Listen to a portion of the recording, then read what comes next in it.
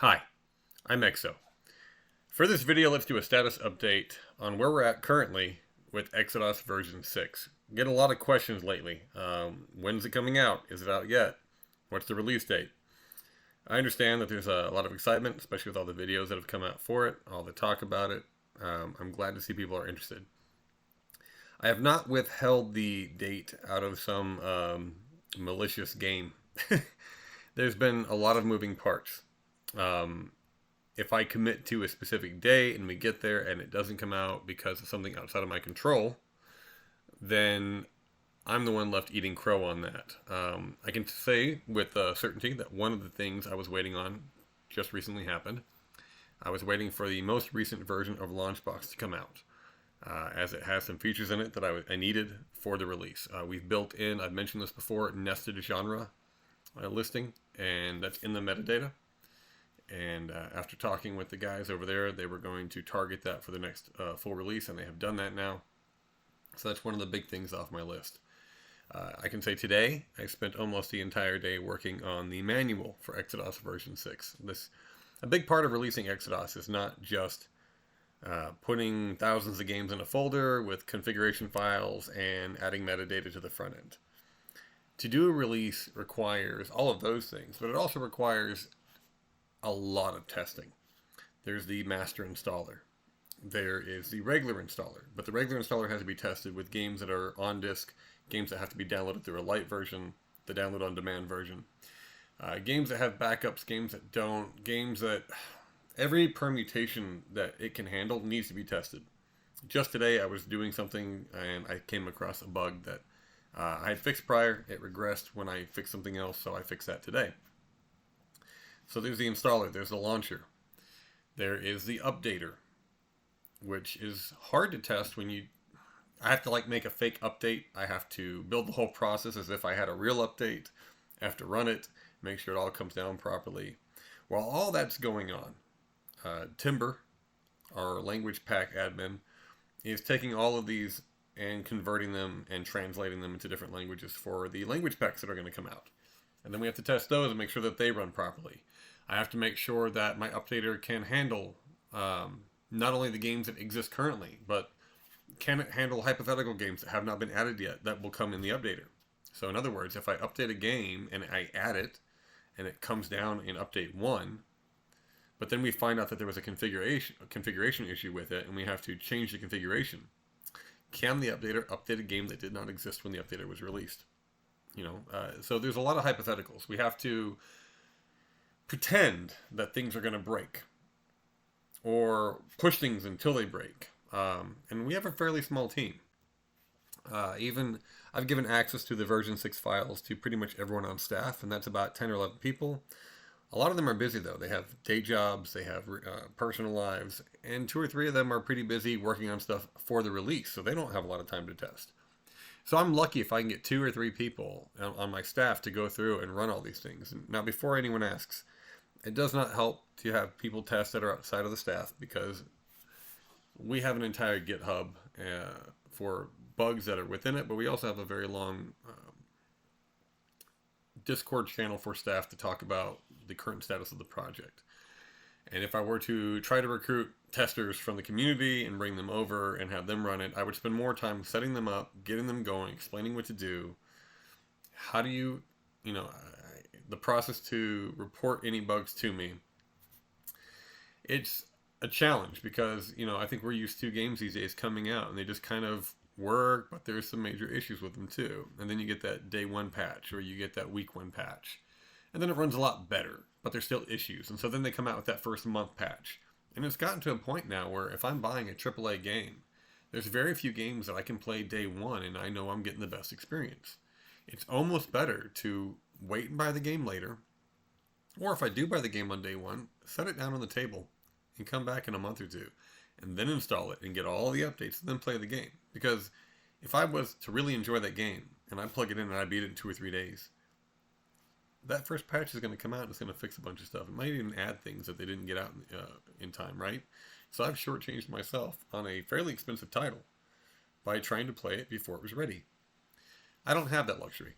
I don't want to do a day 1 patch. I don't want to do a week 1 patch. I really don't even want to do a month 1 patch. eXoDOS is not one game that needs to be bug-free. It's over 7,000. And while I can't speak towards the bugs within the game themselves, to launch 7,000 games that require 7,000 different configurations. And some of them have multiple video cards, multiple sound cards, multiple launch options. So if you look at it from the perspective of number of launch options, you know, I wish I had the math in front of me right now, but it's 7,635 games right now. And 800 of those have MT32, and 600 have another one, and then like 80 or to 100 have Gravis Ultrasound. And then you've got the 300 and some odd that have remote multiplayer. And so there are some games that when you launch them have like 7 or 8 options when you go in. Everything from a video card to the sound card to even like mods on that game. Like if you play Ultima 4, is it? You can play with the original tile set or the enhanced tile set. You can play with regular English, or you can play with the Runic English added to it, different tile sets. And you can do any one of those permutations. So old tile set with regular or runes, new tile set with regular or runes. So right there, I've already got 4 potential launch options. You got a game like King's Quest 4 has, I think, 8 launch options on the main menu, from the original AGI to the SCI to the ultimate version, all the sound card options. So we're dealing with a lot more than 7,635 permutations here. We're dealing with closer to 20,000, at least. There could be quite a few more than that, honestly, but if I had to guess, I'd say there's 20,000 different launch options out there. And that turns into 100 to 200,000 when you take into account our alternate launcher, which can then launch games with adaptive CRT shading, fixed CRT shading, interpolative shaders, scalars. There's so many options there. And while we don't and can't test every single one of those, they do exist. And so if there's a problem, we're going to hear about it.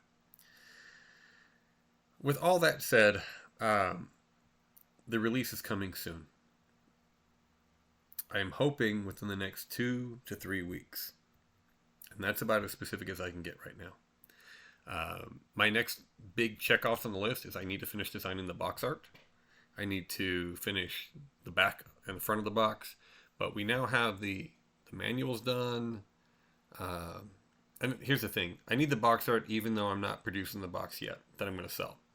Because that box art, that initial cover, is going to be what is on the website to represent it. It's going to be what I upload to the different torrent sites to represent it. It's going to be what represents the collection in Launchbox on the first entry that you can right-click and run the updater from. So I need to have the box art done to do the release, even if I'm not going to be printing the box right off the bat.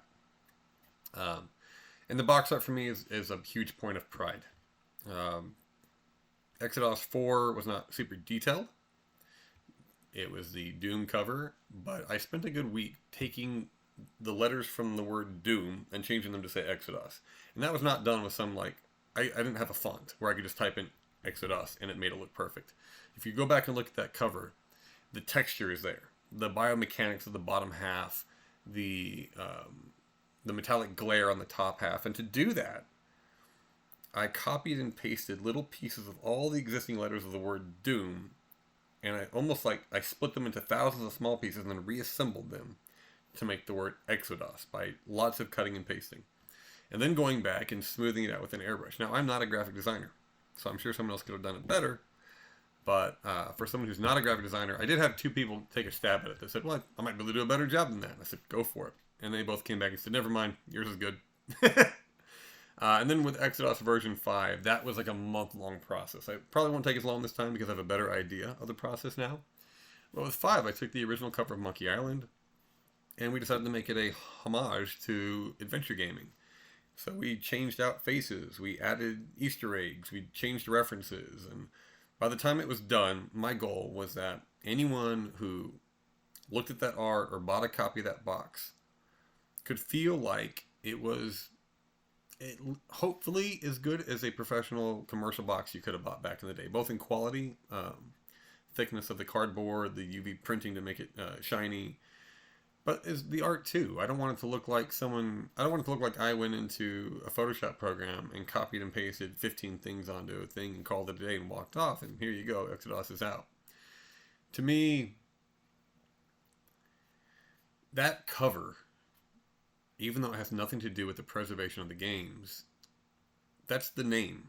No, it's the first thing people see. And if it looks cheesy, if it looks low quality, that reflects on the whole project. That comes out as, if I don't care about that presentation, then how much did I care about the 7,635 configuration files we had to set up? Now, some of you might not make that connection. Some of you might say a person who works on that is not expected to make a nice looking graphic cover. And to that I can only say I envy you, because I have a hard time not putting out what I figure can be the absolute best something can be. And that's not to say that what I put out is the best, or that my covers are astounding. Anyone who is an artist can do better than I have. But I'm not an artist. But I'm also not a programmer. So I'm doing a lot of things that I'm not at this point. And my goal is to do them well enough that it doesn't look like I totally phoned it in. So I appreciate everyone's patience as I work through all these things, as we pack in the new stuff. I can say that I locked down the pack 2 weeks ago, and it has just been going through testing cycles ever since while I've been doing other stuff. The manual will be done by tomorrow, I'm hoping, and that leaves mainly the main cover and some final testing. And at that point, I've done a lot of testing on the download on demand, the light version. I have a video coming on that as soon as I can. I didn't want to make a video without having something that I could show. I want to be able to demo the light version. But for those who are unaware, the light version is a 5 GB download that gives you the full front end menu with Launchbox, and you can browse all 7,635 games. You can see the screenshots. If they have box art, you can see that, and you can read the description, see the publisher, the genre, all that's there. If you decide to play one of these games, it will come up and say, hey, you don't have this game yet. Do you want to download it? And then it also shows you the file size. That way you know what to expect. Is this a 20 kilobyte game? Or is this a 1.6 gigabyte game? You know, there are, what's the biggest one we have is about 2 gigabytes, I think. That's Lynx 97, Lynx LS. Phantasmagoria is up there. Ripper is up there. Anyway, there's some big games in the pack. You don't want to accidentally download one of those if you weren't expecting it. Once you click OK, it uses a command line text thing to go out and grab that file from the torrent swarm, from the full pack. It'll pull it down, and it not only pulls down the game, it pulls down the game's manual, the extra files, the video preview that M. Goddard's team has been working on. It installs it, sets it up, and there you go. You've got it now. It then adds to your playlist of installed games. So that's a really cool thing, but it also is difficult to test. If the light version requires the full torrent to pull a game from, then to test the light version requires me to make fake torrents that contain just the games I want to test, and post it and seed it and check it and hit against it. So, you know, it's not an easy thing to test when it relies on something that's not out yet. But I have to make sure that the files that support the light version work, because those same files are in the full version. The light version doesn't use a different installer or a different launcher. It uses the same exact launcher and installer that's in the full version. So they have to work before I put out the full version. It's kind of a chicken and the egg thing. The full version is the light version, and the light version is a subset of the full version. But the light version requires the full version to be hosted and torrented to work. But that means that the files that are in the full version are dependent on the full version existing if they want to run in light mode. I hope that makes sense. It's a little confusing to talk through, but we did it last time, and I'm going to do it again. I've already got most of that testing done, but I mainly want to let people know we're working on it every day. The full staff is all hands on deck right now. We're all excited to get it out. We all have personal lives we're looking forward to getting back to. Personally, I'll probably take a week break when 6 comes out. And I say that because it'll be a break from new projects. It'll be a week of dealing with all the questions that come with a full new release. Just sitting on the Discord, watching, waiting, and helping. And probably making videos nonstop to help address the issues that are coming up. And once they sit back down again, it's going to be eXoScum VM, the new update on that, because I think we're about 2 years out. So there's a lot of changes that happened. And then finally, the big one is to do a version 3 of Exo Windows 3X. And that is a project that is it's one of my favorites. Windows 3X is an ignored OS. There's so much cool stuff in there, but it's often overlooked. And the most common feedback I've gotten when I talk about eXoDOS, I'm sorry, Exo Win 3X is, oh, that had games on it? And yeah, there were some really cool games, actually. Games that did not run in DOS and did not run or did not run very well in 9X, 95, 98. It's kind of the bastard child of the Windows era. And yet it's also the introduction of the multimedia CD-ROM. So everything from, you got cool stuff in there from After Dark to, you know, the Incarnate encyclopedias and the MS Home series that had CDs that talked about Sebastian Bach and MS Ocean. Like, Microsoft really was like, okay, we're going to make a CD-ROM about the ocean. Boom. Print it. We covered it. And it has little, you know, you click on sharks and you see a video of a shark, and then you hear a guy talking about sharks. And to see that back in the day, in 1994, to watch a video on your computer like that was it's kind of astounding. It felt unreal to see TV on your computer. At that time, you know, you didn't have small video screens on your phones. You didn't have cell phones, for that matter. TVs were fairly large. You didn't have tablets. The encyclopedia was a book you pulled off that you were lucky if it was less than 10 years old. My encyclopedia I grew up with was from the 70s. It had countries in it that didn't exist anymore. I remember doing a report on Africa, and I did a whole report on the country that my father grew up in. He was born in Peru, in South America, but he grew up in Rhodesia, in South Africa. Not South Africa, in Southern Africa. Now Rhodesia is called Zimbabwe, after the apartheid. But my set of encyclopedias still called it Rhodesia because Rhodesia had not gone through that change yet. I remember doing a lot of reports as a kid on countries and things that had changed. I remember it still was, you know, still the USSR. It wasn't Russia and then all the separate states that fell out from it after the fall of the Soviet Union. Anyway, the point being, you were lucky if you had an encyclopedia that wasn't a few years old, let alone 10 years old, or 20 or 30 in my case. Well, heck, this was the 80s. My 1970s encyclopedia was only 10 years old, and it was still that far out of date. Now, you not only had one that was the most up-to-date information, but it had sound clips, it had audio clips, it had rudimentary links to early websites. I mean, that was pretty amazing stuff back then. And if you have not messed with the Windows 3X era, if you've never downloaded Exo Win 3X, then that is something that I truly believe you can be excited about. If you have any questions about the current status of eXoDOS version 6, please post them in the comments, and I'll be watching these comments closely. I will answer all the questions that you guys put in the comments. You're welcome to come over to the Discord and ask there as well. In that case, you have a lot more people ready to answer your question, not just me. On the project website, www.retro-exo.com, there is a community page, and there's links to our Discord server. There's my email address. There is a lot of great stuff. Ways to contact us and information about the project. There's even an FAQ on there that goes down and lists a lot of the frequently asked questions that we get about the projects. Appreciate your time as usual. I understand that there are a million things to watch on YouTube. There's a million projects to download and be excited about. So it means a lot to me that even a handful of you care about this project. And the fact that